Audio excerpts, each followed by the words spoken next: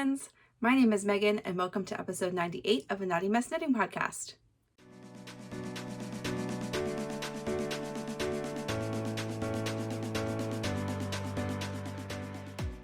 We have much to discuss. I am wearing a newly last week finished but newly blocked item. I finished something else and blocked it. I don't have any pictures because it's from my mom. I started a new spin and I've got lots of whip progress. I've got no acquisitions and I've got books to talk about. What else? Yeah, I think we have a couple things to discuss at the end of the episode. So let's dig right in. Today is Juneteenth. Happy Juneteenth. I do have off work today, so does Mike. So Mike and Theo are out of the house doing some fun things. I have things to talk about. I want to deep dive on this. So I think we should start there after I do the intro that I forgot. So hi, my name is Megan. For anyone who's new here, welcome to my little corner of the internet. I am a mostly knitter. I also spin yarn. I crochet sometimes on occasion. I will do some more crochet projects at the end of this year because I have a couple things for Theo I want to make. I am also a once a week cross stitcher and I love all things fiber and stats. So I will do a stats episode in a little bit at the end of the actual end of the quarter. So the 30th is on a Monday, I think. So we have a bit of time. And I will gather all of these numbers and I still have to do some admin work to get there, but we're looking okay for this year so far. So yes, and I love to talk through all the things I've made, pitfalls, learnings, whatever, and show you what I'm working on week over week. So let's proceed. First things first is I am wearing my newly finished sea glass sweater, which is a pattern by Abbye and Selena at Wool and Pine Designs. I love Abbye and Selena. They're local to me designers here in the Pacific Northwest. There are two gals who write patterns together. They like equally or both make samples. I think like they share a lot of the pattern writing and other things. I have tested for them several times. I've made lots of their patterns. They're probably like the first designer I really decided I liked nearly their full catalog and like, you know, had purchased some early patterns from them. This is one of the patterns I purchased from them like several years ago. Not right after it came out, but like, I don't know, maybe it was right after it came out. I at that time did not have a ton of scraps to work with. I know, that's crazy. But I was like just amassing this collection then. I was newly dipping my toes into garments, and so I had not a lot of like wool yarns. Okay, that's when I bought this. Then I knew this year was a year to make this. So this is on my make 9 for myself this year, and I had amassed a whole, I've shown you guys this before. I amassed or I went through my collection of scraps. And I decided, let me put my little tape measure away. I decided that I needed to see what colors I had available to me. And some of these scraps were gifted to me by other members of my knitting group here in Seattle. Like this was from Katie, and I think this one was from Sylvan. So some of them came from friends, but most of them were my own.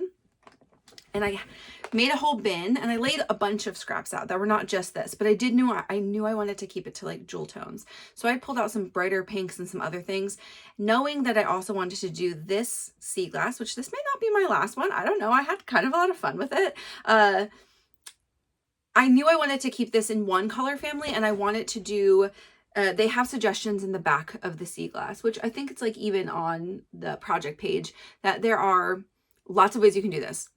Totally random scraps every row, one color like mine with a main color throughout, like all low contrasty colors or a high contrast. Like they just give you some examples of different things you can do.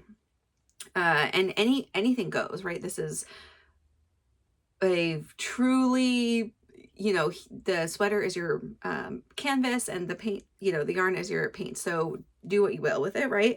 I laid these all out though, and I decided I really gravitated toward this light purple gray kind of situation. Some light blues that are not like a true, no like true blue or royal blue or anything like that in here. Like I think the bluest ones I have are like, and they look blue, but they're like gray blue. So like gray blues. I have some of these like blue leaning teals, and then a bunch of green or leaning teals also. Like this is maybe the bluest one that's in here. And I would still consider this like a tealy color.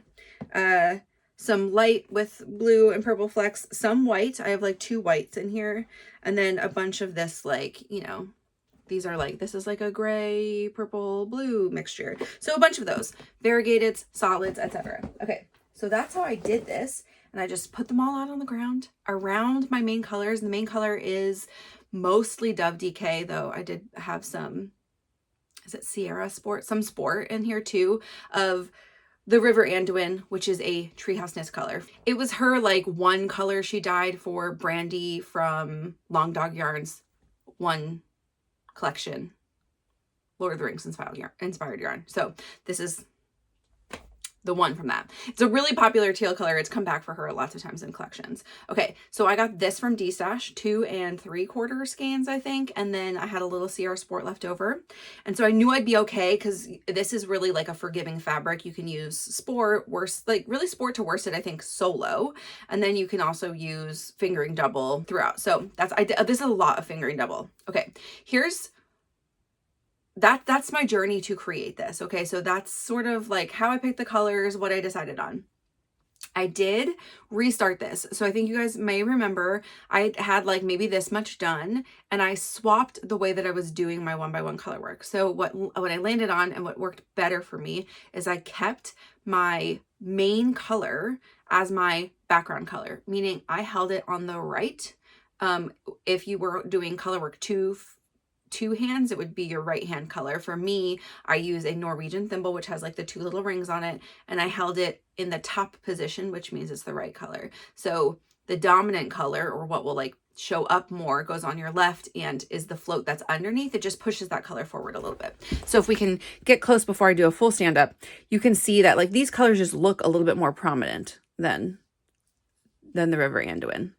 And some of these dark stripes are just, I have like some lower contrast colors. I just tried to keep them, you know, not too many close to each other. There's not really a rhyme or reason for that. Okay, so that's the fabric. And so I restarted because that was I was switching back and forth, and then I was kind of just getting columns instead of keeping one consistent. And I think this wouldn't happen if you change colors every time, because not a single color would look more consistent, right? That's just not how it would work. You can see the increase lines. This is a circular yoke. Increases are done knit front and back, which I actually thought that was really nice for this because it kept the fabric really like, it kept it tight. But also like you're not having to dig from one color below. So the prominence of the color, like how you can see this band, is just there's a tiny bit in that, like where the increase is, where that color is like just slightly more prominent. And that's like why it makes it, I don't know, appear like you can see the increases, which I don't mind. I think that's fine. I mean, this is a circular yoke. I'm not trying to hide that fact. Yeah. I think that's all I have to say about like the construction. I had a really fun time making this. I went over this in my last episodes. There's a back panel, which I'll show you when I stand up, which is where the color work change happens.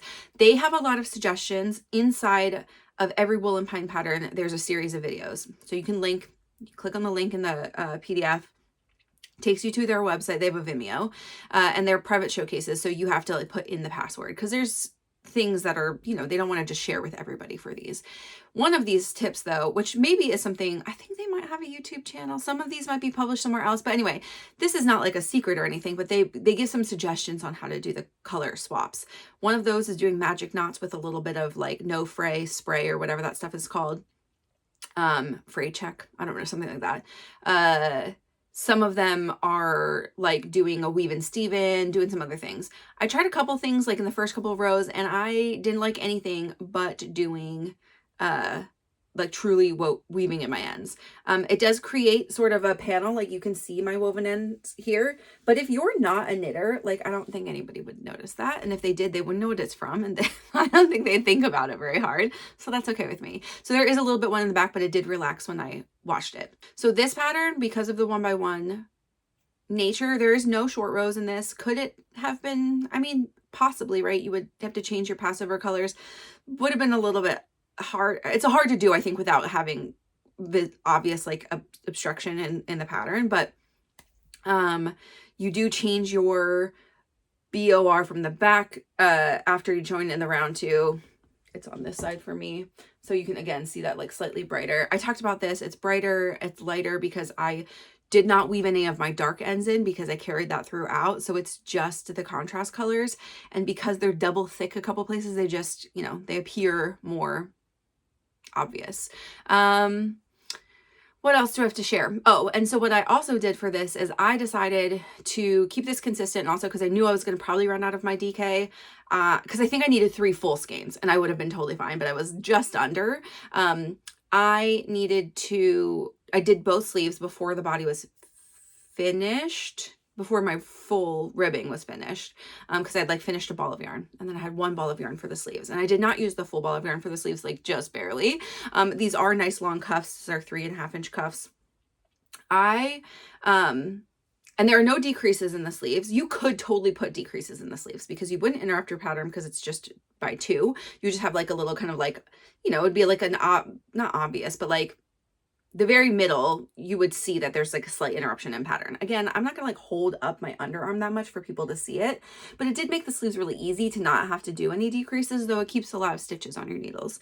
But I did like a pattern for myself to like do 15 sleeve stitches and then 15 body and then 15 other sleeve and then 15 of this sleeve and back to the body and sleeve, whatever, so that because I only was using 1 short ChowGoo needle just because I had a lot of projects on the needles, and also because I was attached to a lot of yarn, and I like laid these out in order, so I didn't have to go back to the bin and figure out what I had picked because there are a lot of colors that are close to each other. So that's a lot of information for the deep dive on this. I've said a lot of it before in the podcast, but this is like my roundup thoughts for myself, because I do actually want to make this again. I have had comments over the last few weeks as I've been knitting this more, you know, like doing the more bulk of it, that people are like, oh man, now it looks so pretty. Like it's in the back of my mind, but I didn't really want to make it.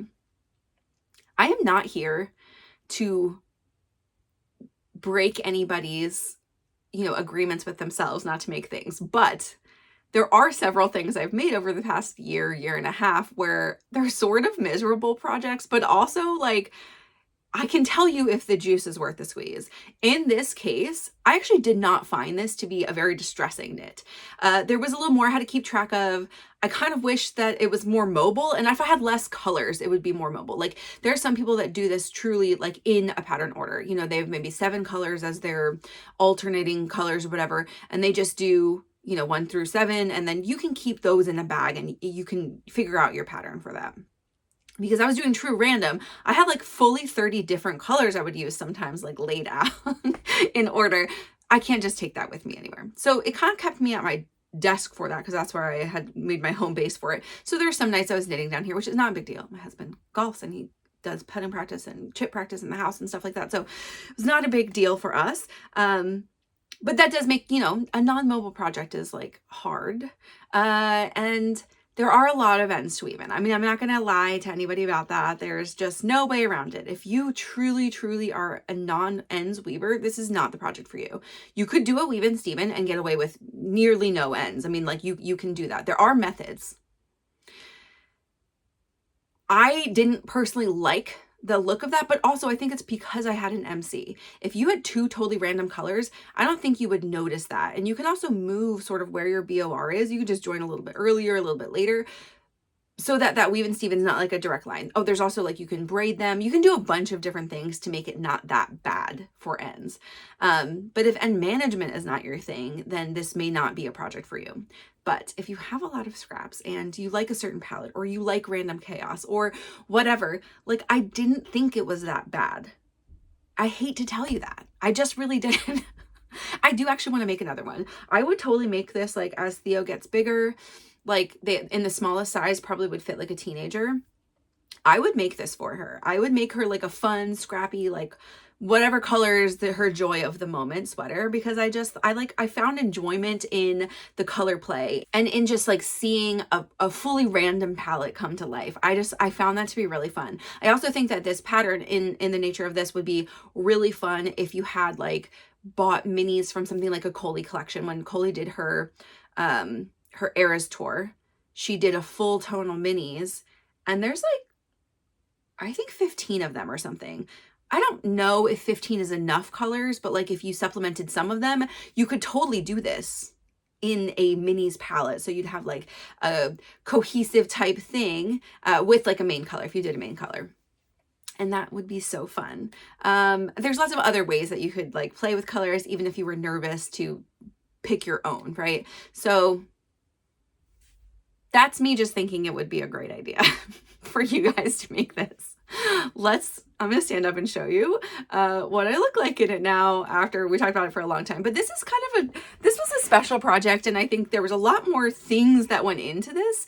But again, I enjoyed almost every aspect of it. Okay, we have most of my head in here right now. I just really want you to see like the whole picture of this. Oh, it's so beautiful. Okay, actually, I'm sort of short. So and you guys, my office is not deep. Like this is as far as I can get away from the camera. So, if my fingers are down, it for sure goes, you know, knuckles. It's knuckles long. But I mean, as I'm moving my arms and stuff, I think it pulls up to like a reasonable place. These are wider than I would necessarily prefer. Like I could have done a couple decreased stitches and made this a tighter cuff. But I was also thinking like, I don't know, you know, if I need to, I think like it looks really cute cuffed like this too. And then that gives me a little bit more, you know, hand freedom if I need to. But this, I actually really like this for like, this is a cozy sweater. It is rather thick. It is DK full color work, which just means it's basically 2 strands the whole way, but it doesn't feel as heavy as like a bulky weight. So I don't know if you've done a color work sweater like this, you'll kind of know it's like, it gives you a 1.5 times weight maybe, or something like that. So yeah, so this is the circular yoke in action. I do think with no short rows, there's a little bit of like, as I'm wearing it, this is the first time really wearing it too. But like it's not cutting me up at the neck because the neckline is a little bit wider. At first, the first time I put it on after I blocked it, I was like, oh, this neckline is like way too wide. But my bra is over here. Like it still fully covers me. There's no real problem. I also think it's pulling a little bit because there's no short rows in the yoke, and my arms are 0 ease just at the top, just like right here. There's like 0 ease on me, maybe just a tiny bit of negative ease. And I did block these out too. So the only thing I really pinned was like the upper arm, like this much of the upper arm, just to like pull it to give myself like, so it's not pulling too much. So because of that, because I have bigger biceps, and I could have added a couple extra stitches, but I didn't want to affect the bust line that much. And I think I picked up 2 extra stitches on each corner of the armhole. So I have 4 extra stitches in my sleeves, but that's not a ton of room in this. Like that's 3/4 of an inch or something like that. Probably need like 2 inches to really truly have more arm freedom.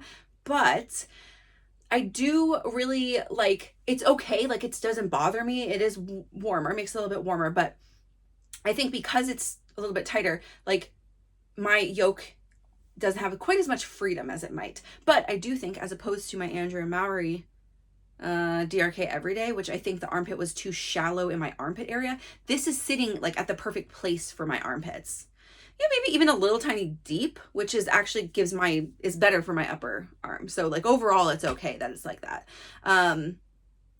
Thing to note for circular yokes though, it's a little bit hard sometimes to tell exactly how the neckline will block out for your bust yoke measurement, but this, just like in a raglan, is important to note how deep it is, so that will pull your neckline down more or give you kind of a lot of bunching depending on how it is. Anyway, so this is what it looks like. You guys, I don't even know. I love it so much. I'm like really ecstatic about every part of it. I think that it's so cute. It's really flattering. The color's really fun. There's my sideline. I don't even care about that. Like, that doesn't bother me at all. I think it's visible in the back, but it doesn't sit like before I washed it, it was stiffer feeling right there, and it doesn't feel that way. Again, I have a lot of hair, so like, you can't tell. But even if you could tell, like, I think it's fine. Yeah. What do you think? I think success. Yeah. And let's talk about measurements and other things. But yeah, overall, just like really, really happy. And like the closer you get to the palette, the more like yummy and fun it is. And you're like, wow, look at all these colors. And I mean, I have a lot of repeats of colors in here, like no set pattern. So I think the random, you know, it looks random still throughout. Okay, so right after this, I'll go take some pictures outside. And so there will be a picture here or whatever of me in this. But I took some measurements, and what I didn't do, I had all week. This has been done for more than a week. Y'all, work has been crazy. And I've just not really wanted to be in my room, my office much after work, but I do need to weigh and measure things. So what I did was I took like a couple of pictures and weighed these scraps before starting, because some of the scraps were gifted to me and I actually didn't include any gifted scraps in my roll-up numbers. So this is more for the project. I will find the yarns that I actually use that I like had kept track of. Like I have Blue Lagoon in here, right? And so I will subtract from some of the specific yarns I have on my tracker. But overall, I wanted to know, yardage wise, how much did I use per category? So I'm gonna do this maybe this weekend, and I can give you guys the update, or I'll just put it in my Ravelry page. But like I took a picture of like the blues and greys that were fingering weight. So these were all held double. And so when I weigh it, it'll be that same group, and I'll just subtract all the fingering weights together. And then I took like a different weight for the DKs, which I actually didn't use that many DKs in here. And I have like 3 sport weights. So like I separated them out as best I could. So I can take an average of all the fingering weight. They're not all going to be like 400 yards per. Some of them are thinner. So I think I'll probably just use an average of like 437, like the middle of fingering weight. And do whatever the full weight is times that is the yardage I use of fingering. This is more just so like if I know in the future, also if anybody goes to my project page and they're like, how much scraps do I need for something in this size for, you know, of fingering weight, if I was only going to do it in fingering. I'm just trying to help my fellow knitters out here. So I'm going to do that, and just also so I know, and tracking and numbers wise. So I do need to do that. What I know I used all of my DK weights of Treehouse Knits, which I did put in my tracker because I purchased that. But I did take measurements. So the weight and stuff I'll do, but measurement wise, what I made was a size 6. I don't know why I put modified 49-inch bust. It's 49-inch bust was what it was supposed to be. Recommended ease is 5 to 8 inches. I picked not that much ease anyway to start with, and I did that on purpose because I don't like circular yokes that are too big. Would that have helped with my bicep circumference? For sure. It's kind of like a you gotta pick your battles here. And yes, I could have made my arm circumference bigger. I also didn't want any more stitches on the needles. I don't know. Y'all, you make the decisions you make, and then you're stuck with them. I used a 4.5 millimeter needles throughout for the whole body. All the ribbing is done in 3.75, except for the body ribbing I did in a 4 millimeter, because I knew I didn't want it to cinch as much, and I didn't want to have a really open looking ribbing at the bottom. So that was just a little bit better. What I ended up with is, and I did lay this, I washed it, I let it like sit in the water for like 2 full hours to just really let it soak into this double layer fabric and you know, work the magic of blocking. If I don't preach this enough to y'all, block your knits. I think I didn't understand the importance of blocking, especially when I was not using as nice of yarn. I did some like acrylic wool sweaters before, and to be frank, like those don't really, I mean, still helps to block them, but like you don't see the impact as much as you do with like really natural fibers. natural fibers. I mean, and the exception here is like cotton. Cotton doesn't block the same way as, right? It does help with your stitch definition. It'll help relax a little bit and even out some tension, but not the same way as wool. Wool is very amenable to blocking, and it matters how you treat it when you do it. So I let it soak for a long time. I put it outside. I put it, we have a covered area, so it was not in direct sunlight, but it's just outside in the air on a couple of nice days. And I laid it on my, I did it on blocky mats, this one, which I don't do very often. I usually put it just on my like little mesh thing. I did not pull my body very much.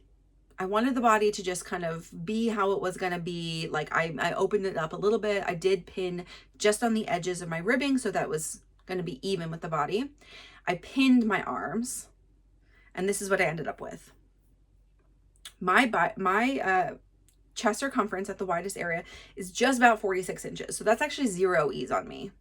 My gauge was a little bit small. I did not a gauge swatch just to see the colors, but I didn't really for actual gauge. I just went with it, and that's fine.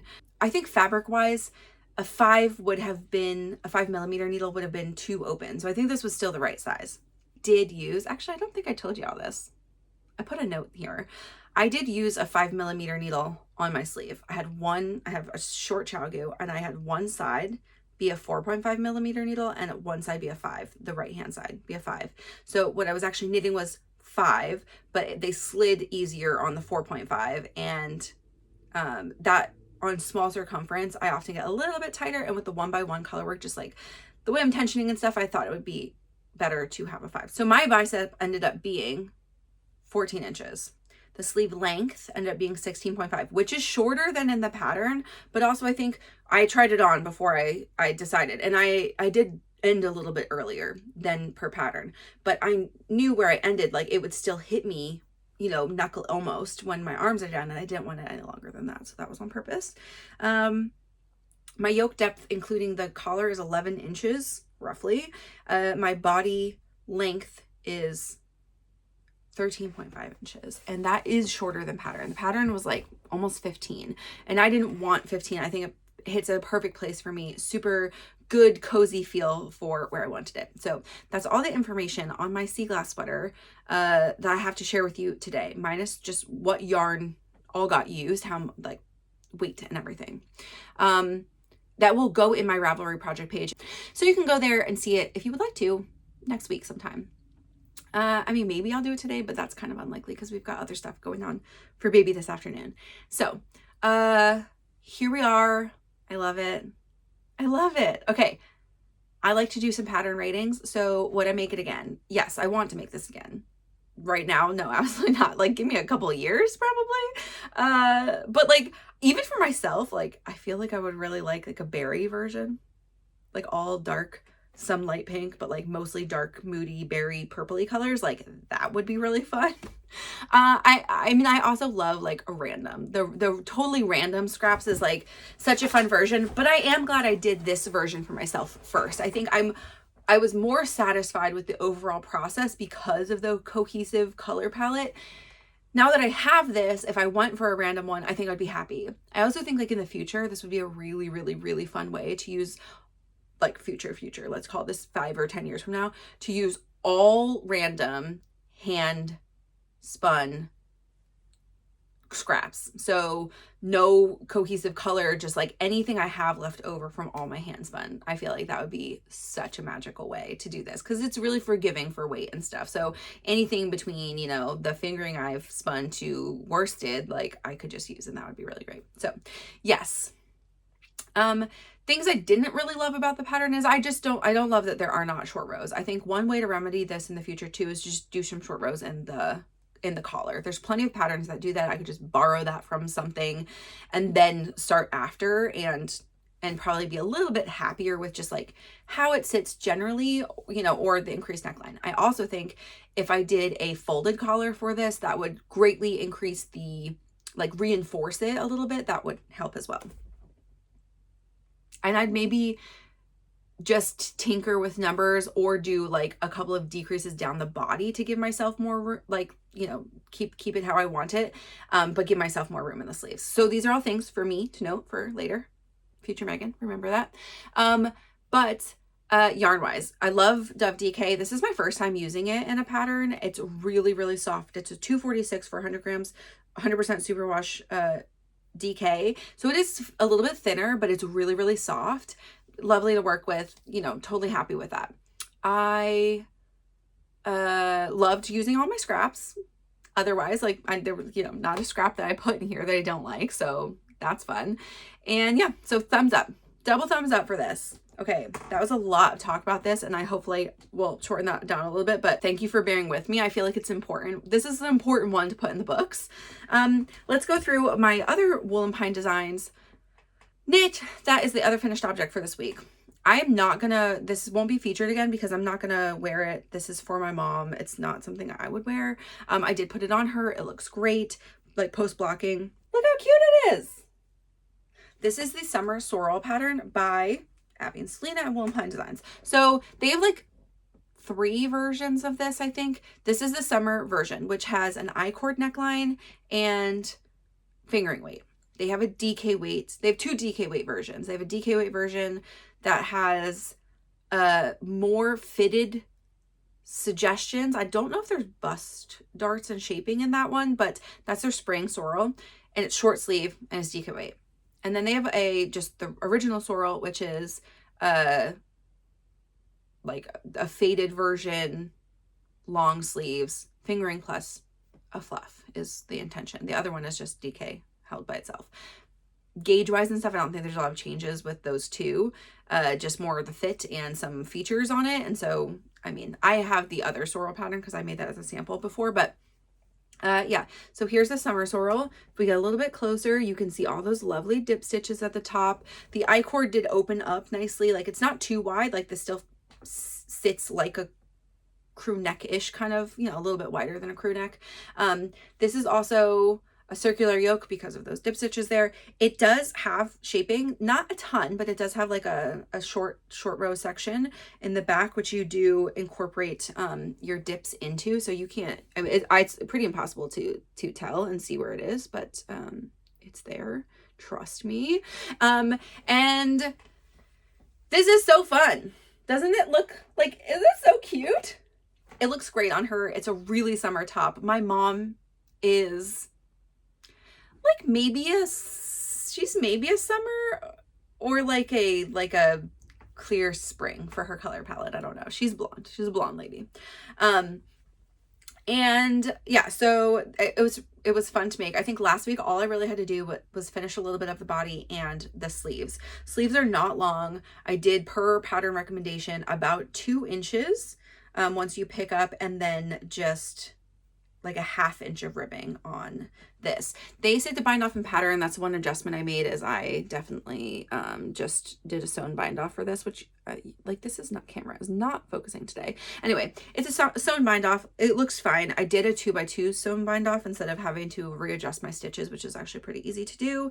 And I enjoy doing that. And it goes it goes as fast as a 1x1. Like, I don't think it's any slower. You just have to remember, it's twice as long as of like a pattern to remember what you're doing. But I like that way more as a bind off than I do bind off in pattern. Just like as a maker, as a wearer, it's my preference. So, but you can't do a tubular setup for that. Like, it just is an Italian sewn bind off, just 2x2. Okay. Yeah, so here we are. I really enjoy it. It's really fun and really cute for her. That's the front. This is the front. Yeah, so I need to weigh this too, but like color wise, I made my mom, this is a size 8. It's 51 inches for her. That's not as much ease as what is recommended. Recommended ease is 2 to 6 inches. And for her, that's like 1, maybe even none. But that's okay. And when I put it on her, it's how I wanted and how she preferred the circular yoke to fit. It fits her closer to the bust, but is plenty enough in the main part of the body. The sleeves fit her really nicely. I did the dip stitch section in a 3.75 millimeter needle. That's what was recommended. Some point I changed needles and I moved to a 3.5 millimeter. I don't know if I did that on purpose, but that actually is good for me because oftentimes my gauge opens up when I get to the body. You knit this inside out. So you do like one sort of short row turn, and then you just knit this inside out so that you're not purling all these stitches. If you like purling, you could purl this whole thing. That would be fine.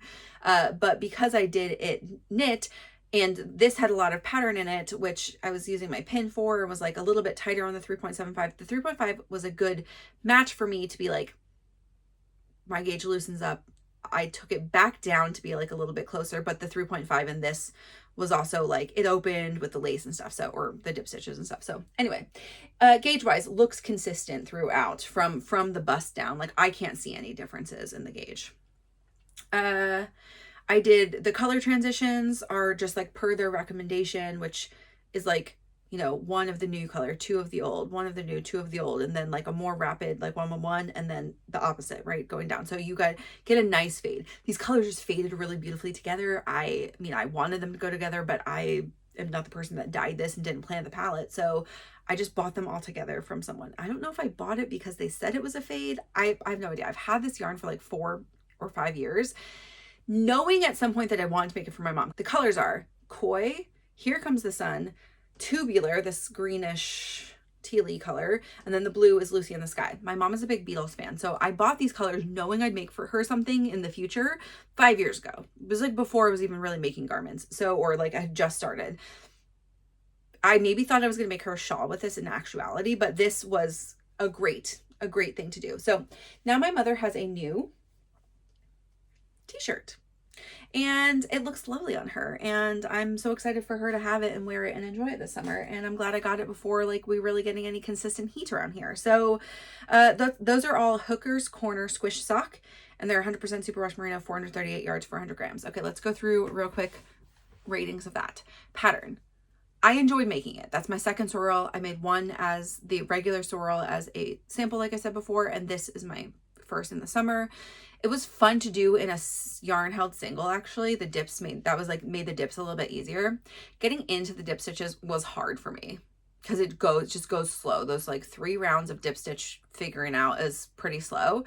There were a lot in this pattern. If I do it for myself, they're still gonna feel like a lot because I'm only gonna do like 2 or 3 sizes smaller, but I'll figure it out. I'm more likely to do the DK because there's less dip stitches. Like, honestly, to be really frank with you, I don't know that I'll do a fingering weight one again, but I didn't mind the overall fingering weight look, feel, whatever. I'm glad to make that for her in the way that I did. That yarn, I don't have any, like, it was fine. It's totally fine. Hand dyed yarn. It's not as soft as some other fingering weights, 100% superwash merinos I have, but it's soft enough and it's going to be comfy for her to wear, and it's going to, you know, like hopefully keep its shape and last pretty long. So that's what I have to say about that. Let's go into some whip stuff. First, I'm going to talk about my spinning this week. And that is, I just pulled this off of my wheel, and let me just walk you through what I did. This is crazy looking, and this may be the craziest thing that I do. I still have plenty of rooms to make some changes, so I'm gonna lean on all my spinners out there. Can you listen up and then maybe give me an opinion below, because I'm doing something totally random for my brain. So when I started spinning, I was gifted a really amazing box of fiber from a fellow listener here, or from a listener here, Giselle. She's the best. I went through, I think, nearly all of them. I have like 1 or 2, 4, and mostly they were like single 4-ounce braids in various things. I think I have 2 things left over. Maybe that's it.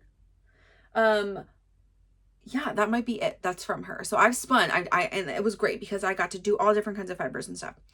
Now, just after that, I bought myself from somebody on the D-Stash Discord, which, if I haven't talked about this in a while, there is a Discord that is just yarn and fiber D-Stash. Equipment too, like needles and wheels even, and other things are posted on there. Yes, you can buy things on Ravelry. This is like more active posting, so people post pictures, you say if you want it. It's mostly first come, first serve, and you pay online and figure that all out yourself via like Venmo and what have you.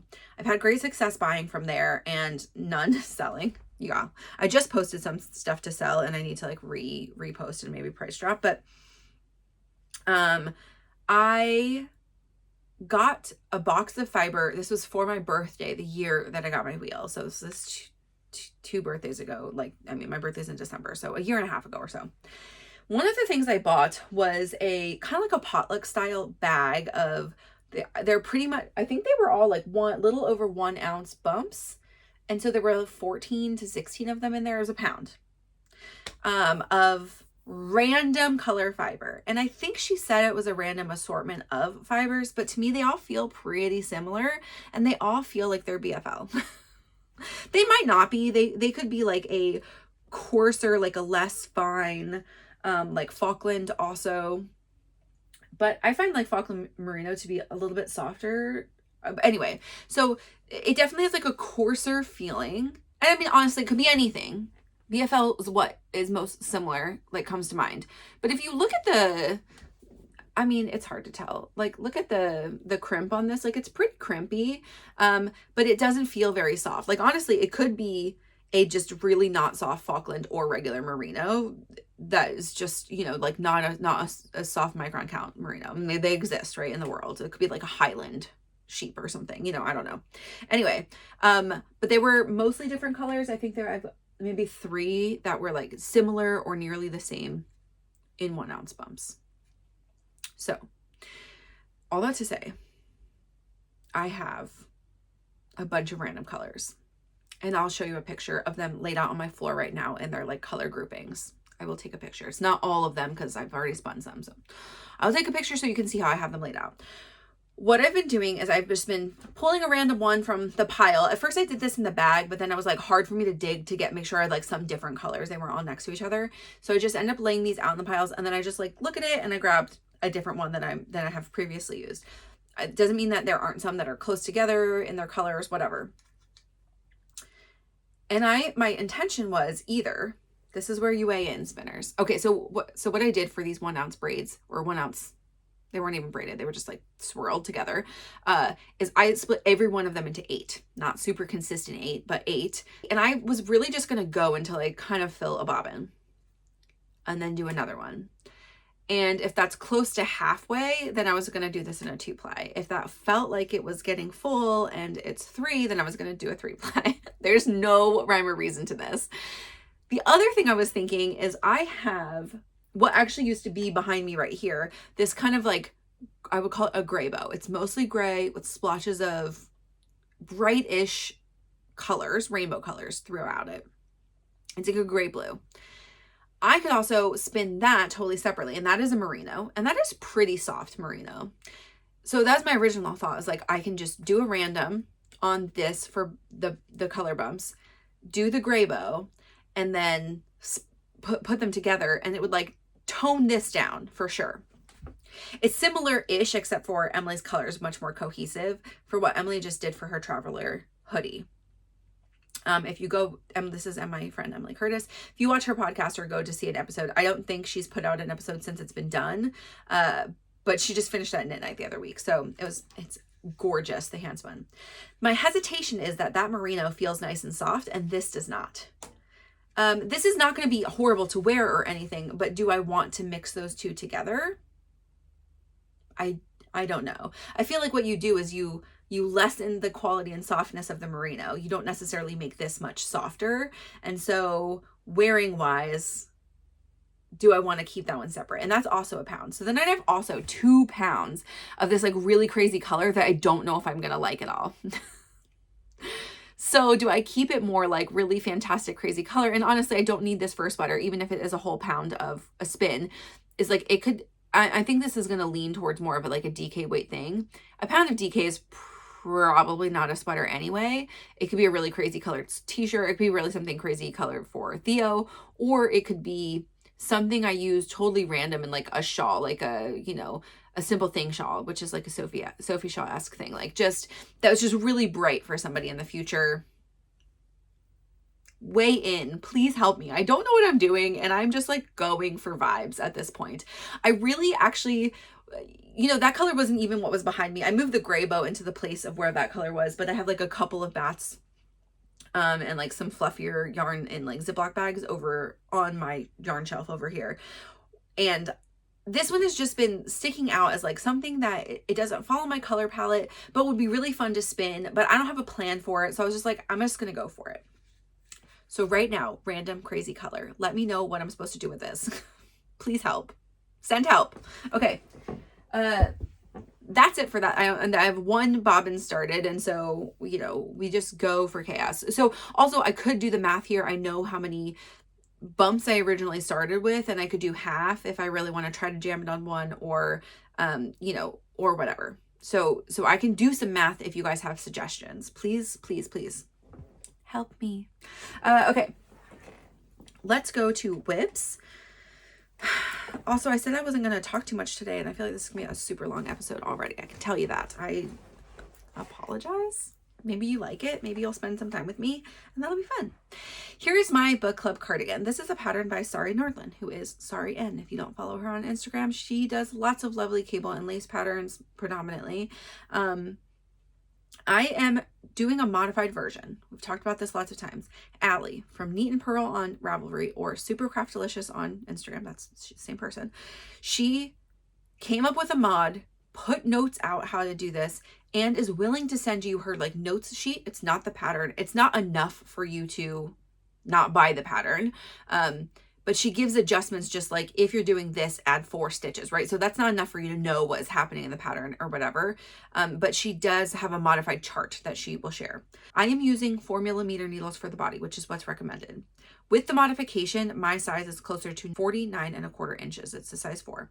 Recommended ease is 8 inches. This is supposed to be an oversized, kind of like grandpa style cardi. I just picked pretty stiff yarn, and knowing myself, I know that I will not gravitate towards something super oversized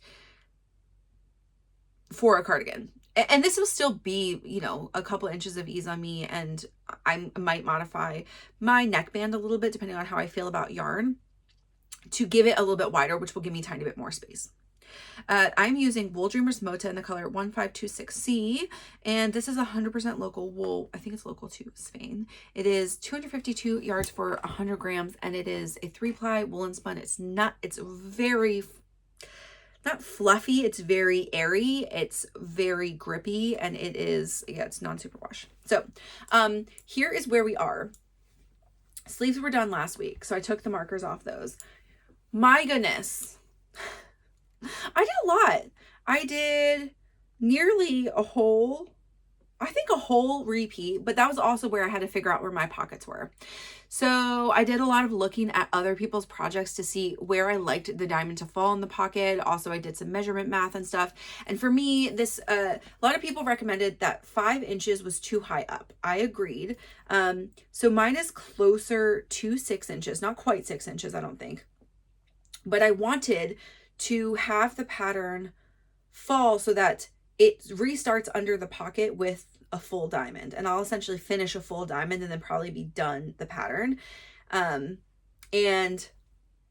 I mean, and be done at that point. Even if I am not to exactly where I want to be measurement wise, and I'm thinking just like where this is, because I'm pretty off on row gauge, that this also, it makes it a little bit longer. So where my armpit was sitting to the pockets, like it's nice and long, even though that's not quite 6 inches is what the like mod people were recommending, is that I'll just do more ribbing on the bottom, and I'll be okay with that. I would rather that than have started like the 7th diamond or whatever and have a weird thing happening. So I'll probably do all the way to the bottom of the cross of the diamond, which is like a fully completed, maybe even like, you know, 2 rows further than the full chart, and then do, yeah, extra ribbing if I need to. What I did do, and this one is on the dark side, and these are my Doppio colors. I just used scraps I had laying upstairs. And I held it double actually, because that's a fingering weight. And I just wanted for extra, you know, hardiness. You just add in the pockets and you start doing ribbing on the pockets. You will pick up then and complete the diamond inside. I think you might knit all the way to pattern to the end if you wanted to. It's only going to be visible the first like 4 or 5 rows anyway, but you know, whatever. And then you can choose to do this as a tube. I think because how stiff and thick my yarn is, I'm going to just do a panel and then sew it down. So just so you know what's going to happen with with the pockets in the future. I'm not going to do the pockets until probably everything else is done. And yeah, that's where we are. So I added a good amount. I did say I wanted to be done this before the end of the month, and that's not going to happen. Even if I bust butt on this, there's no way I'm going to have enough steam to fully finish the button band. I would love for the body to be done by the end of the month. So that is going to be my new goal. And then I will work through the button band in the next like week or so after that. It will still be done early enough that in July that I will feel like this was a good accomplishment for me. So, and this has been on my needles the longest. It's been on my needles since like early March when we went to Rose City Yarn Crawl. And I'm not the only one who's not done. This is a group knit with some of my friends. I think there's like 5 of us knitting this, and I don't know that anyone's done. Ariel's done. Ariel was working on the button band while we were at knit night last week, so I imagine she is done. And hers looks amazing. They're so different because I have such a stiff yarn. When this washes, it'll bloom nicely and it'll relax for sure, but it just like, she's using superwash yarn and it's a really dramatically different look and feel. So it's just so interesting what yarn does to patterns. So that is where I am. I'm doing okay yarn wise. I think this is the one I'm connected to for the body, and I essentially have about this much, maybe just a tiny bit less from each of the sleeves too. So and I've been doing split splicing, so this is great because even if I nearly run out, I will be fine. What I would really hope is that by the time I'm done the body, I have used one other of these and have most of the last little, bit left over for the pockets. And that will leave me one full skein for the neckband, which I think is going to be fine. And I could dip a little bit into the pockets one. The pocket's not going to take a ton of yarn, but give myself some buffer. That would be ideal situation. We'll see what happens. I have not really weighed and measured for Rose because once I figured out where it was pocket wise, I was like, oh, I'm not as far as I thought. And I think I'll be totally fine. That is all I have to share for that one. So next week, let's hope, fingers crossed, I have full body done. That was even before the end of the month. So if I started the button band before June 30th, I would be like, go me. We'll see. Okay. The next thing cast on wise that was on my needles is my Calm Night Cami. You guys, I cast this on, let's see. I said May 14th is when I cast it on. So that is pretty great. Like, I don't have a lot of old cast-ons happening. No like lingering whips and stuff going on. And I've done a pretty good job this week. I definitely added a ton to this one. So I, given some attention to the things that are older on my needles. And now it's looking like a camisole or like a tank top. So I'm really excited about this. And I'm not connected to a ball of yarn. All things I love when I share on episodes with you. So here is where I was last week. This is another little Hello Lavender, lovely little moon here on this, and this is like just such a like moody fun color. Okay, I did do bust darts, and I did the full that was recommended for my size, which when I was reading through them I was like, wow, these seem like really long bust darts. Not for my size. There was just an additional section if you were on the larger sizes, which makes sense. Like, I think that my size was like the cutoff if you need to have the extra room. So it's not very long. It's a pretty short bust dart, but it'll give me just enough extra that I think I will like this better fit wise, and I won't get any kind of that raise, because I often get that raise even when I'm knitting something that has a little bit of ease. I erred on the side of having this, even though I did not try it on before doing that. Living on the edge, and that is okay. I will try this on after I add edging. Honestly, I don't think I'm going to try it on before then, because trying on things is annoying to me. I kind of hate doing it. I will do it. I do it because I, need to for certain things, but I find it to be one of the things that just, I don't enjoy doing very often in the process. So I don't do it lots and lots of times. Because I think the edging will make such a big difference in this. I don't think there's any real point of me trying it on now before I do the edging, because I'm not connected to a ball yet. I decided to stop and I'm going to do the edging. Look how enormous this hole is. This is not going to end up like this. First of all, I'm picking up 4 out of 5, which is going to make this pretty sizable, but this is a double knit edge. I read through the instructions last night just to like get myself mentally psyched for it, and see what she had for recommendations for some things. And it's going to be fine. It's going to, these are borrowed, these edgings, because this is called the Calm Night Cami, by the way. Did I say that? By Lily Kate France. Lily Kate Makes on Instagram. She's awesome. She has like the best finishing, super thoughtful, feminine looking pieces. Okay. I love her design style. I love her whole aesthetic. She's like lovely. She's got a YouTube channel. Anyway, she has a top called the Tonight Top, Calm Night. And the Calm Down sweater, I think, is where she borrowed the neckline from. So it's a double knit V-neck edging and a double knit armhole. Katie did the Tonight Top, one of my friends, and she was like, I think she probably knew this going into it, but like hadn't thought about the fact that a double knit armhole will take 1 gajillion years and a trial in your patience and just be a hard thing to knit. So I think because she was also pushing to get it done for the first flock in the colorway Pike Place, because so our friends were doing a knit then. That's where I bought my first flock skeins to knit with them eventually. But yes, I remember while she was making that, and I'm like a little bit dreading it from that, but also like it is just a thing. It's just a thing that you're gonna have to bite the bullet and do. So essentially what you do is you pick up all your stitches, and I'll tell you, I will have one done by next week for sure, at least one.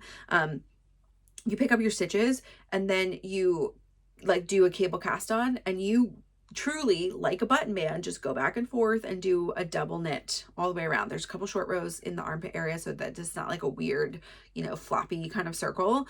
And we're gonna go for it. Same with the V-neck, is you do like a similar pickup rate. And so also I like that because yes, it matters theoretically what your pickup overall is, but it doesn't matter for where the short rows are either, because it's just like a place. Doesn't matter how many are before or after, which is great. So I don't know if I'm gonna do an armhole first. I think that will be more successful for me. I might do both armholes and then do the neckline, just like mental wise. I don't know why, but I'm geared up for the armholes. So because I don't have my yarn connected first, and because I'm a little bit afraid with those armholes, I'm gonna end up playing a tiny bit of yarn chicken. I actually felt like I didn't have that much yarn left over, and I got all of this done, including those short rows. So there's a couple extra rows, you know, in the front done too.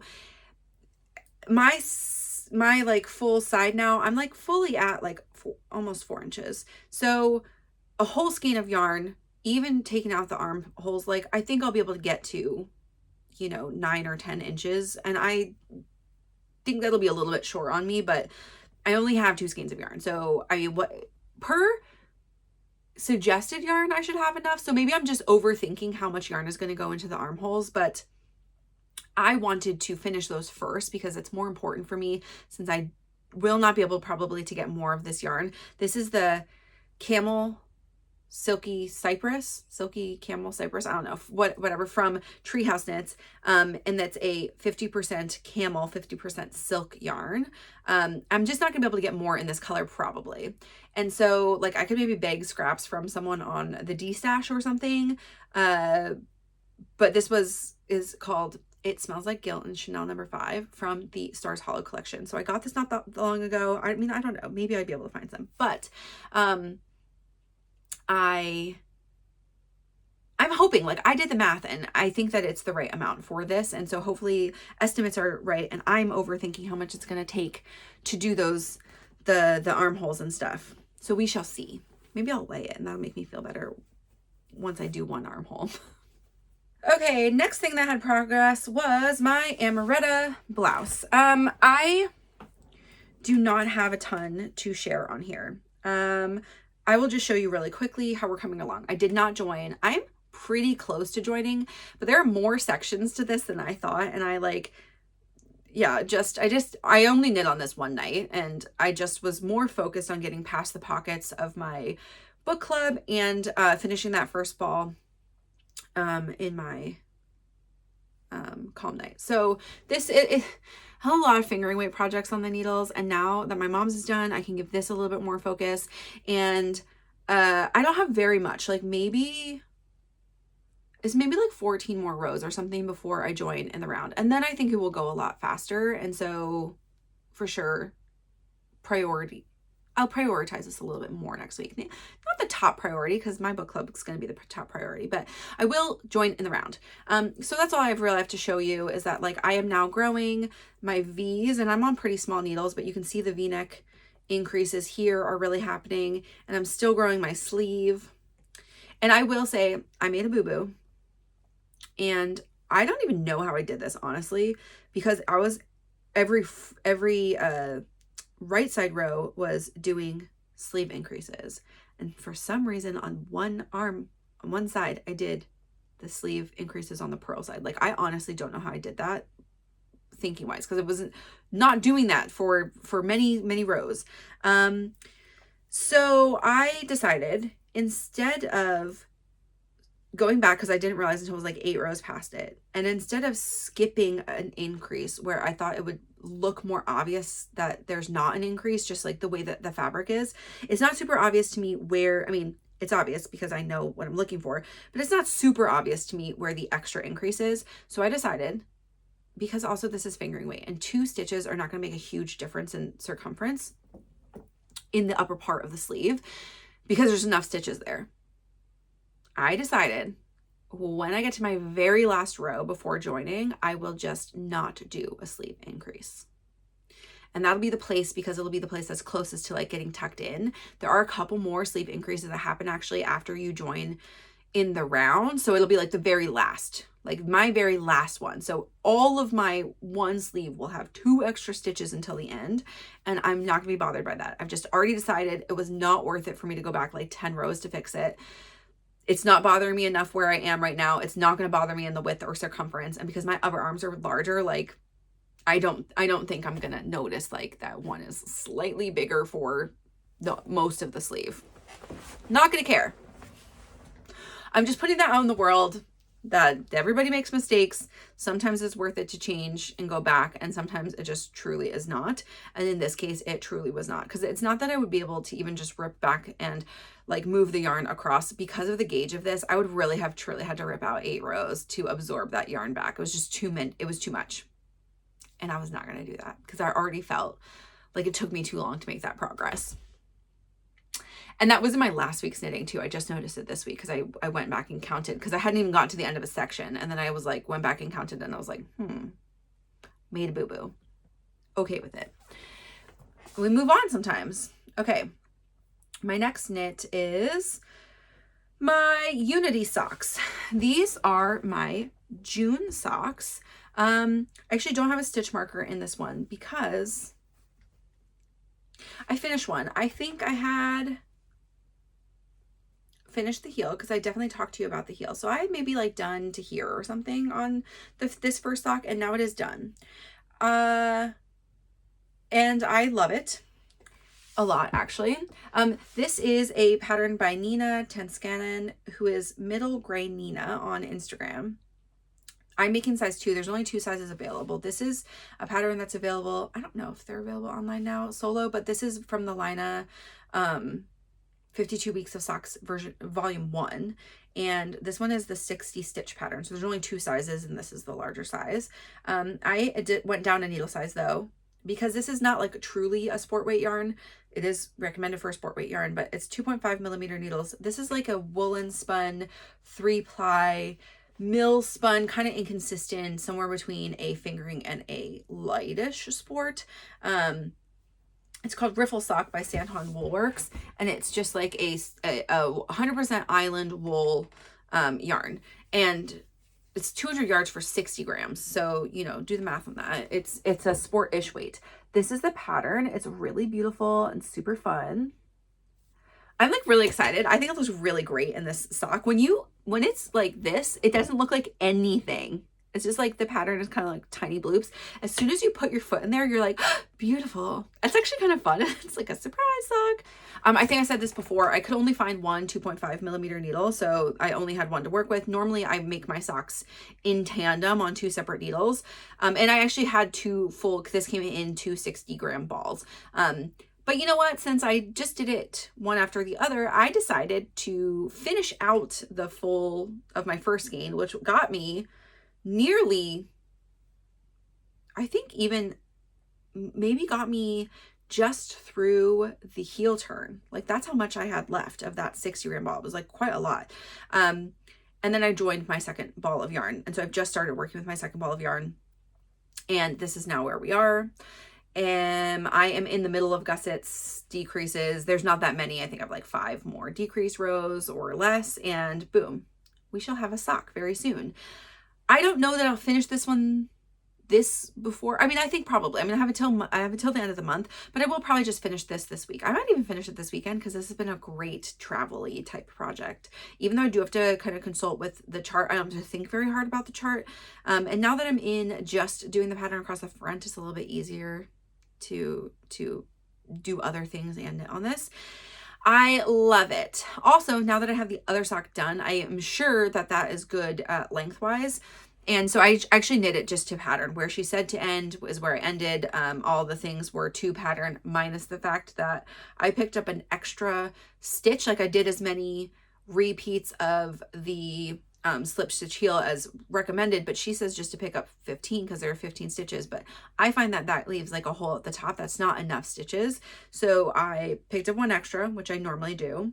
And then I picked up one at the gusset to foot join too, which she actually has a great recommendation for. And I don't normally do this. I normally like pick it up and put it on my like my gusset, like my heel stitches, but she said pick it up and knit it with your first stitch and then hold your last stitch of the foot row and pick up and SSK together the like in between stitch. And actually I think that makes it disappear a lot nicer. So that'll be a trick I use in the future.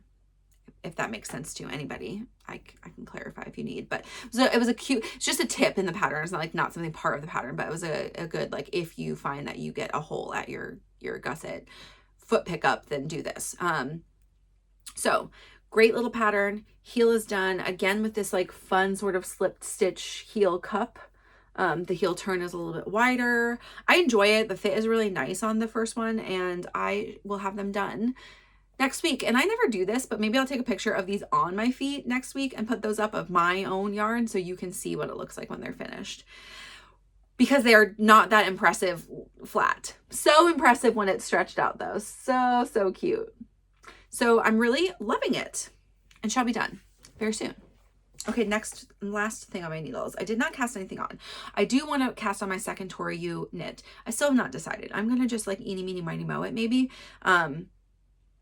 And this is my last knit. And also because I gave this one a lot of attention because I wanted to read the book. I want to finish Throne of Glass series so I can hop into ACOTAR, so, which I want to do over the summer. So I have spent some time working on this. I am listening to this book at a faster than 1 speed, which I always do, but I'm not listening to a 2 speed because there's so much that happens in this book. And I feel like the first time I read it, I did listen to it like a 2 speed or 1.75, and it just went through it so fast. I think I'm listening at 1.6 speed right now, or 1.65. And that's felt like a really good speed, and it's giving me a little bit more time with the book, which is great because it's the time I want with my knit. Look how much I did. I could not put this down, not only because I wanted to read, and I have decided I am only adding stitches when I listen to the book. Vice versa, I am only listening to that book when I'm adding stitches. So this has just been like kind of my end of night project, so I can like get a good amount of time in with Aylin and crew. I do still need to sew down my neckband, but I kind of want to see what it looks like in this like mock neck thing. I could keep it like that if I wanted to. I don't have many things that are that neckline, and I think Claire would be okay with me just having a higher neckline, but I'm going to see when I try it on. It feels sort of small to me right now, but I think that's mostly just because this is on small needles, and that's just the feeling I always have when I see it on small needles. It is growing fine. I'm dead on for gauge, both row and I thought I was off on row gauge, and then I measured in a larger section because I was measuring across a small section last week. I did do a gauge swatch for this, but you know, things change as you get into your sweater, and my row gauge is actually dead on, and so is my stitch gauge. And so that's also unblocked. So we're going to hope this doesn't grow very much, but I did block my last knit in this, which was a sample for Jess, and there was very little growth. I think you just have to be careful as you're, you know, how you're treating this. But because this yarn is so plump of a superwash merino yarn, you know, you could absolutely pull it and make it wider for gauge wise, but I don't think I'm gonna want to. And so I think I'll do what I normally do is I very careful when I dry it out, and then I lay it on my mat and I kind of like, you know, zhuzh it in a little bit and make sure that the stitches don't look too wide anywhere, and let it dry into the form that it wants to be in, which was how it was really knit. Using blocking just to kind of like even stitches out and stuff like that. So here we are.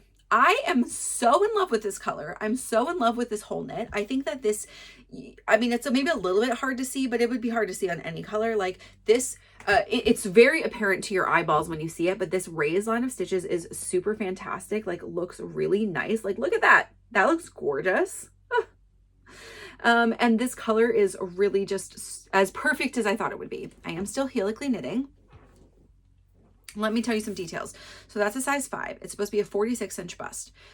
It is a 44.5-inch, I think, upper bust. And then you do some, I don't see this very often, so I'm telling you about it now because I thought this was really cool. In most sizes, though not all, you do increases from your upper bust. Well, maybe it's all sizes. No, it must be all sizes. You do a slight increase from your upper bust to your full bust measurement after you split for sleeves. So this has got to have a pretty high armpit. I've not tried it on yet. I do have now probably 2.5 inches of body. I'm gonna just keep going for another 3 or 4 inches before I decide to do sleeves, and that's the point at which I'll try it on before sleeves. Is that crazy? Because then I'd have to go back a lot if I don't like it, for sure, but I don't care. I have faith. I've never had a Claire pattern lead me astray. This is a test knit for Claire Jackson, Perfectly Knotted on Instagram. This is not going to come out until like September. I think she gives us really long timelines. She's a really fantastic person to test for, has lots of chatter in her test group. This one is pretty early start for a lot of people. But yeah, this is going to be a fall pattern. It is DK weight. She has a worsted weight, so she's reworking the sizing on this, and I think she's adding some features, like some more information on bust darts if you need them, etc. And I am using a 4.5 millimeter needle, which is what's recommended. I am a hit or miss on Claire's gauge. Like, sometimes I'm pretty close to what she recommends. Sometimes I have to go up a needle size, but I would call her having, like, she has pretty medium gauge, and so do I. So it depends. This, like I said, is Witchfire Fibers Classic DK, which is 100% superwash. I think it's a 231 for 100 yards, and in the color Take It Off, which is from her Mask Made Me Cry collection, which I bought last summer, which I got right before Flock last year, and made like a tank top in some of the yarn I got from that collection right away. This one I knew I wanted to do once I did my Throne of Glass reread. This is a Throne of Glass color.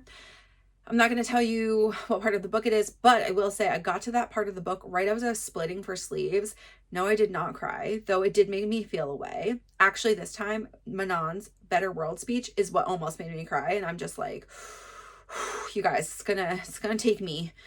I am a little less than halfway through the book right now, so I don't think I'll finish this by the time I finish the book.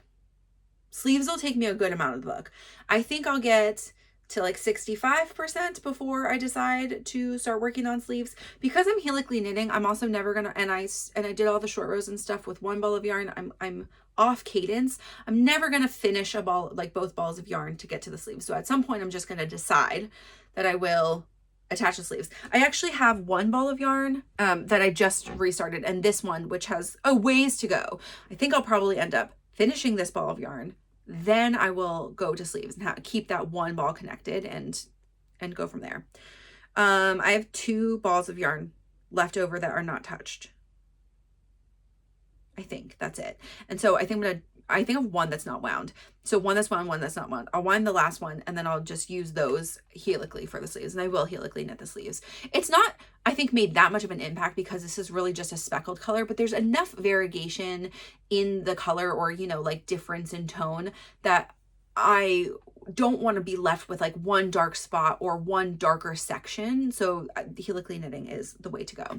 I did post a private video, and at some point I maybe will like refilm it or put in like, sorry to end screens, one day in the near distant future where I do all my super short reminder videos for you guys that I talked about last year. Anyway, I did put one up, a private video for or I think it's just unlisted for like in the Discord chat. That is one thing I do, which I don't know if other people do.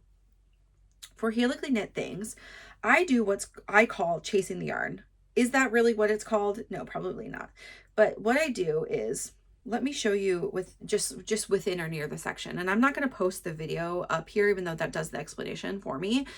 And it shows my hands more. But essentially what I do, because when you helically knit, all knitting is a spiral, right? It's not circles stacked on top of each other. It's a continuous spiral. So there's always a ramp, you know, at your BOR. It's a ramp to the next round. When you do a helically knit, you have 2 stacked ramps. And so when you like stop your helically knitting, you're condensing a stacked ramp. So you're condensing essentially like really 3 rows into 1-ish. And so you're always going to have sort of like a slightly weird part where you start and a slightly weird part where you end helically knitting. It's just the facts of the things. Not a big deal, unless you started flat knitting and then you helically knit. I think that's the only way to avoid the start, but the end still, you're always gonna have like a little bit of a weird thing. I think there's a lot of ways to evade the weird thing, but one thing that happens when you helically knit is that you're constantly switching your yarn. So like here's my other strand, and I've now knit past it. But what you do is like you stop 3 stitches or 2 stitches. I've been doing 2 because I'm lazy, but let's say 3 stitches is the recommended behind your next yarn. And so you're always moving your yarn backward. In a pattern like this, there's 8 quadrants because there's a raised stitch and then there's raglan lines. Right now I don't have raglan lines, but like for the top part where I started helically knitting, because you're moving backwards, you have to remember, and you're really just reading your knitting, if you have to increase that round because you are sometimes 2 rounds back from the other parts of your knitting. That's confusing a little bit, right? One way to not worry about that is what I call chasing my yarn. So because I'll move back, what I end up doing is I just will, you know, slip my 3 stitches, get to the front yarn, and then I'll knit like 15 or 20 stitches, and then I'll slip them all back onto my needle, and then I'll knit with that chasing yarn back to 3 stitches left, and then I'll go forward. So you're just moving the front of your spiral or the beginning of your ramp. You just move that, like it's back here, you just move it forward, and they're both still just chasing each other. And you have to do it just by slipping stitches. It's faster not to, I suppose, but it's more likely that you'll miss something, miss an increase, get off somewhere in pattern if you don't do that. There is a way to pay attention. I have absolutely helically knit just all the way around with continuing to chase. For me, it's more because I also had the raised lines to contend with. There were 4 of them in the raglan that I was like, no. And I want to pay attention to my book a little bit more. I'm just going to chase the lead here. And that's what I did. So that's, I don't know if I've ever explained that in an episode, but that's how I keep my helical beginning like right near where my BOR is. So there's a thing that you learned that I do. I'm really in love with this. I did ask Mike last night, now that I have like this much done and he hasn't really seen this one that much. I was like, what does this remind you of? You know, like getting close in here. It's like, what does this color remind you of? And he said a really funny thing. He plays a game called Elden Ring. And he was like, it's like, he said it reminds me of Elden Ring. And I said, explain, because I've watched him play this game. And he goes, you know, when you like start taking damage, when you get hurt, there's like, you're kind of bloody. And I was like, he doesn't have the context of the book, but this is supposed to look like blood specks on iron. And I think it's the most fantastic color. I know that's like dark and kind of a creepy thing, but there's a reason, and I'm okay with wearing that as an aesthetic and the look. And I'm so excited to have this. And I think Jess did like the absolute best job ever making this color be that, but also be truly beautiful at the same time. So it's not, I don't think I'm going to go around like people are going to be like, oh, it looks like she's bloody, right? Like, it's just, if you were really thinking about what that reminds you of, that might be a thing. And that's okay, because that is the inspiration. That test, like I said, is not due until like September, but I am going to be done with it much sooner than that because I'm really enjoying reading this book again. Honestly, I can't tell you. I'm not going to be like, oh, I'm not going to work on it. I'm going to prioritize these other things, because spending like 1 hour a night is going to, you know, give me another full week or more working on this before the book is done. And then I'll move on to ACOTAR, but I am going to only read Sarah J. Maas while I am working on this. It's just a thing I've decided. You guys, I have one thing to show you that I keep forgetting about this. And that is that I kept all of my scraps that I was using all together. This is how many scraps I cut off of here. I don't know. At first I was like, wow, it looks like so many, but now it looks like less than I thought were on here, but like it's a lot of scraps. This all came from this one sweater. I mean, if you think about a sweater, from my mom's sweater, I just cut her ends off of her t-shirt. This is how many scraps I have. Do you see a difference here? Is that not wild? So, yeah, pretty fun.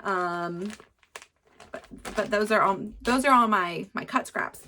Okay. I mean, those are my woven ends. Like, that's not scraps, you know what I mean? I am like middle of a bunch of books right now, so I didn't finish that much this week, so I think I'll have a big like book finish week next week. But I did finish 3 books. So I finished Problematic Summer Romance, which is a book by Hazelwood. You know, I have some hate. Not hate. I don't even hate. I have some gripes about certain things that she did, especially her earlier books, in how she portrays the women versus the men as being a like proponent of women and STEM, and like making this like a highlight of like how hard it is sometimes and things like that.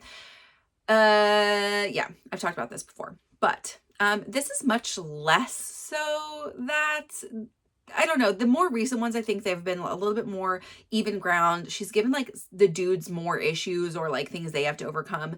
She does classically make these, the men are absolutely in love with the women and the women are figuring it out. But in this case, that was a little bit less. So that's often like just how she has it. And I don't hate that, to just like not be the one chasing, or also like giving the women a little bit more time to make the decision of if it's a good idea or not.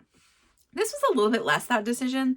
This time the girl was like fully in, and the guy was also fully in but kept telling himself he wasn't, and so that was kind of like fun. This is an age gap romance. That's part of the problematic. And this is in like, it's not a, I mean, I guess it's a series. It's not listed as a series. It's truly a standalone, but it is like a follow-up, or in the group of people from Not in Love, which I read not that long ago. And I put this one on afterwards. And this one just came out. But I got it from the library. I put like myself on hold early and got it pretty early. And so it's about Eli's younger sister Maya and one of his co-workers, Hark. And it is really interesting because you hear a lot about Hark in the beginning, in the other book, and Not in Love, and there's assumptions everybody is making about him that are not true. And there's this whole like, this is a little bit like go back in time, back and forth in time, but not like 15 years in time. This is like 2 years, so it didn't bother me as much, and I felt like I knew enough about the characters already because I had seen them in the Not in Love book, that I was okay with this like flop back to be like, oh, what's the true tale here? And this is all like taking place in Italy at Eli and Rue's wedding. And so it was, the whole group is together, and it was like pretty fun. There's a lot of like personality dynamics, and I'm like very excited to tell you that I won't give you all the things, but Rue's best friend's sister, who is a hilarious aspect of the first book, is in this one a lot more, and it was great. So okay, all that to say, it was a fine book. It was a very Hazelwood book. Banter is good. It's fun. It had a good setting. There was like, clearly she loves this part of Sicily, and she does say that in like her afterword. And I thought that was like a really fun, it was like a good like love letter to Sicily also. And yeah, just overall had a really fun time reading that. There was a lot of like, there's a lot of push and pull in their relationship, but I didn't actually find it irritating because I felt like there wasn't like just a miscommunication trope or something that like kind of happens in some of her books, like especially her early books, which I found pretty irritating. Okay. The second book I finished was Something with My Eyeballs. Already I finished another one, you guys. I'm on a roll right now. This is called Indigo Ridge. It is The Edens, #1 by Devney Perry. I think someone suggested me this series like a long time ago. I put it on my TBR. Anyway, finally getting to it. This is not one that's on audiobooks at all in any of the libraries I have cards to. But it is Kindle version. So from the library. So I've just borrowed these. This one was, I could not put down because I knew something bad was going to happen. I'm already in the second one and like mostly like halfway through it, and it is also good, but this one was a little bit more captivating. The other one is a little bit more like feeling. Like this one was more like there was like excitement being something bad you knew was going to happen. It is about a girl who has history in the town of Quincy, Montana, which is like a small Montana town. And there's a family who owns a ranch and like a bunch of other businesses in the town called the Eden. So the books are really, I think, going to be about all the siblings. But the oldest sibling, unintentionally falls for the new girl in town who is the chief of police. They have no beef and there's no, like, he's not breaking the law or anything. But there is a girl who ends up dead in the very beginning of the book. And there are assumptions about her death that don't sit right with the chief of police, the new chief of police. And she's enacting change in their stuff anyway. And she kind of rubs a lot of feathers the wrong way, but she just has to go with her gut. And that's the thing that, you know, like something fishy is happening for sure, but you can't figure out what it is. And things ensue. So I thought that was like, it was very entertaining. I like the characters. It is like small town romance, a little bit of thriller for this one. The next one is like small town romance, a little bit of like city girl, broken past kind of thing. So, I mean, overall, I like Devney Perry's writing. The only thing I had read from her before, maybe the only thing, was under her other pen name. I don't know if Devney Perry's her real name, but a different pen name, Will and Nash. I read like the Christmas books about the brothers, and like those were pretty dumb, pretty steamy, but pretty dumb. And this, I think, is much better. Like, I think the characters are much better. It's not like the best thing I've ever read, but it's a very fun small town romance where I feel like yeah, I just feel like all the good things in it. Okay, the last thing I read was also, it's a like longish book, is Powerless. It's first of the Powerless trilogy by Lauren Roberts. I think this is like very divided on people loving and hating this on like BookTube and BookTok. I don't have a TikTok account. I do see these things though on Instagram, and so there's a lot of like contention. It's a YA fantasy book that's like kind of a mashup of Hunger Games-esque young people put into deadly games, and also, like, I don't know if it's like X-Men, kind of X-Men-ish, that all the people have like a particular power.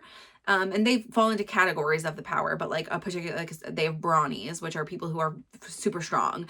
They're not like necessarily much faster. They can't teleport, they can't whatever, but they're really fast. Then there are people that are called, like, I think they call them blinks, where they can go anywhere they can see, they can get there, like, you know, in a blink of an eye. So people have these different skills, and those people are fighting each other, and they're in the kingdom, it's illegal, like you will just be killed if you do not have some sort of power. And there's like top tier powers and lower tier powers, and there are people in both tiers that get put into this game. And there's a girl who gets put into them who has a big secret, and she's got some love triangle happening with brothers, which I don't love because I just feel like it feels a little bit forced, that whole situation. But things happen at the end quite suddenly. It's not even sudden, like, you know it's coming, but you're like, oh, I didn't know you were gonna do that, and I didn't think that was gonna happen. And not that I didn't believe in her, but it was a pretty big statement she made at the end. And so there's a cliffhanger, leaves you on, and, you know, now she's on the run, and I don't know if I'm going to read them all. I think I'll probably read the second one, but I've got a lot of books from the library right now, so it'll be like a lull, like do this a little bit later in the summer maybe. So for me, it was an okay, like something I'd definitely give like a 3.75 stars, which for me is like not a bad read. It's just not something that I felt like super invested or engaged in. I have one extra thing to share before we end this week, and I do closing thoughts, and that is just that 2 weekends ago, and I totally forgot to talk about this. I forgot to tell you I was going. Sorry. I forgot to tell you that I went. Also sorry. But I went to Fiber Fusion for the first time. And that is a fiber festival here in the Pacific Northwest. It's at our Evergreen State Fairgrounds, which is in Monroe, Washington. It's about 50 minutes from my house. So not far. closer than the actual state fairgrounds, which are much, much bigger, down in Puyallup. But yeah, it happens every year. I don't know how many years they've been doing it, but it is a little bit more sheep to wool than something like flock. Flock is very wool centric and fiber braid centric. There were like maybe 50 sheep total there, in little pens. There were alpaca, there were some goats, all showcasing then their, pelts and stuff, their fleeces, and or yarn spun from them, and or bats created from them in the barn area of the livestock area. And they were grading fleeces too. So there's judges happening, and by category, they were doing it by category. And at the end of each category, at the end of the first day, I think you could go buy a fleece. The judged fleeces, I heard, were much more expensive than other fleeces that were there. There were just other fleeces for purchase as well. There was consignment, things like looms and wheels and other equipment, which was cool. There was like some drum carters and other things. I was not ready to buy anything, but it is something for me to keep in mind for years in the future if I feel ready to invest in another fiber adjacent hobby. That I would definitely look there. There was like some really good stuff, and prices were really great for some of the wheels and stuff too. Lots of older wheels, like less like ladybug style, like more, there were some castle style, some Saxony, but they were like a little bit older. But there was like a couple Ashford Kiwis and other things there as well. Really great prices if you have the room in your car. I took Theo. If you saw us there, she was probably laying on the ground at some point. We did not bring a stroller. She told me adamantly she didn't want the stroller. But then being around all the people that were taller than her and at displays where she couldn't see a lot of stuff, she wanted to be carried. Y'all, she's a 2.5-year-old. She is heavy. So we did a lot of carrying. We did some walking. When she was walking, she wanted to take off her shoes. She wanted to be walking barefoot. And there's only so many battles that you can fight when I also had 2 knit friends with me. So they were also shopping. So I needed to be there for the time that I needed to be there. And so I let her have some freedom. Anyway, she was really good. Next year, if she does go with me, I think we'll bring a wagon, which will be a lot easier because that's way easier for her to get in and out of. We don't have one right now, and something we're going to get for the zoo anyway. So I think she'll be used to riding in that. She'll get all the snacks. She can basically eat the whole time because that's all she wants to do as a toddler, and hang out and see stuff, but not be strapped in, and also not have to walk the whole time, but walk if she wants to. She really enjoyed seeing the sheep. She got to pet a couple of them. It was really, really cute. But yeah, so that was the whole thing. Because of that, I did not look at very much of the fiber and yarn. There were a couple of people that I knew, like Ginny and Sai was there, and like some other people that I got to see and say hi to and chat with, and that was really fun. But I did not buy any yarn or fiber. I also am feeling flush here, and I feel grateful for that. I feel like I love all of the things I have for the most part. I have taken out, I don't know if you've seen this, I said I posted some in the Discord. I did take out some of the colors that I just are not sparking joy for me. I will either put them into my group yarn swap. If they don't sell on the Discord, they're on the Discord right now to buy. And I have a couple of friends who are newer to knitting that I would also just gift these to in the future if, whatever. I don't need to really recoup that much money from it, but it would be nice if I sold them first. Like, try that option first. But I'm like loving so much stuff that I have. So I didn't have any projects in mind. I didn't have anything that was like burning or itching to get. I kind of, the only thing I regret is that there was a couple of like bats we saw in the very beginning that I wish I had just gotten one, but I'm not a long draw spinner right now. I really do favor short forward or like short backward draw. And until I feel more comfortable with a long draw, which I just need to practice, we're planning a spin night at Maya's house in July. So excited for that because I need a new lesson for Maya. I think that's the key here is I will bring something to this that I can long draw practice on to get Maya's input to feel more comfortable. Then in the future, if I see these bats, especially because I want to have that option for me at Flock, if I see some bats I'm interested in, then I want to get them. Anyway, Fiber Fusion overall was great. I thought they had a lot more yarn choices than I thought they would. There was a lot of options. Actually, crazy enough, this was a very jewel tone heavy year. And I don't know if that's like general or like just at this, more so than like last year. I thought at Flock, there was like a lot of like, it was pretty neon heavy, and like, that was fine, but I didn't want a lot of neon. So I grabbed a couple of things. Maybe also I didn't like go crazy at Flock, but I don't know. I could have gone crazy here. There were so many colors that were gorgeous, even in the fiber braids and stuff.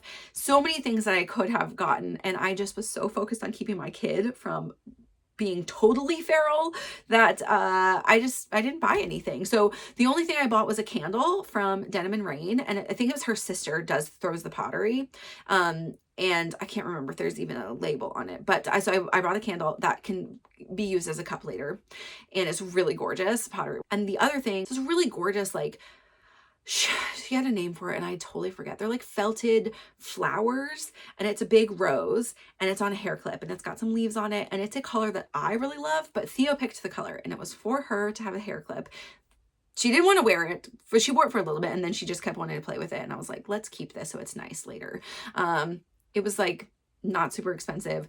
Charlotte got some flowers for her that were stemmed, and she put them in a vase, and totally next year, if she's there, I want to do that. It's gorgeous. It would be a super beautiful thing to have like in my office here, or on this big bookshelf that we have, that's got like a bunch of knickknacks and stuff on it in our house.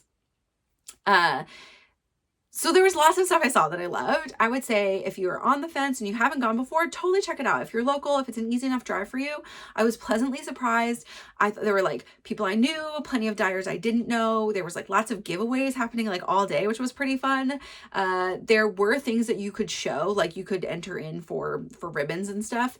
And if you are interested in more about the fleece or buying a whole fleece and you want to be there to touch it rather, I think it's a little bit more like Maryland sheep and wool. I've obviously never been to that, but I think more like that. Like there's maybe not quite as much sheep as sheep and wool, but that idea is like there's live sheep, there's the fleeces, there's some of the like more naturally like just carded things or like really fully natural, not dyed things available. And then there's dyed, processed, more mill process type things, bats, braids, and like comb top and yarn.